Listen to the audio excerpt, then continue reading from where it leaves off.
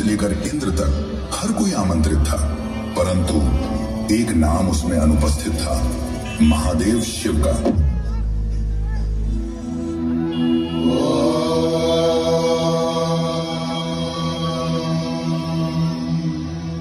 नमस्तेऽस्तु भगवन् विश्वेश्वराय महादेवाय त्र्यम्बकाय त्रिपुरान्तकाय त्रिकाग्निकालाय कालाग्निरुद्राय नीलकण्ठाय मृत्युञ्जयाय सर्वेश्वराय सदाशिवाय श्रीमन्महादेवाय नमः।